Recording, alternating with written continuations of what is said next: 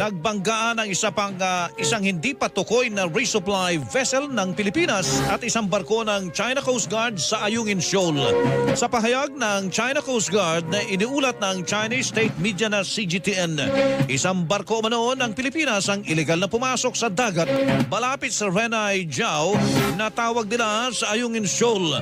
Nagsagawa umano ang China Coast Guard ng tinatawag na control measures na alinsunod sa batas.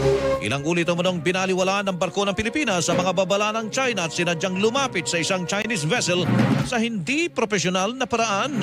Kaya nagbangga ang mga ito.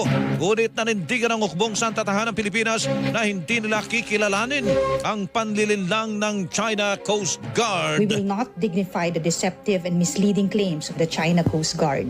The main issue remains to be the illegal presence and actions of Chinese vessels within the Philippines exclusive economic zone, which infringes on our sovereignty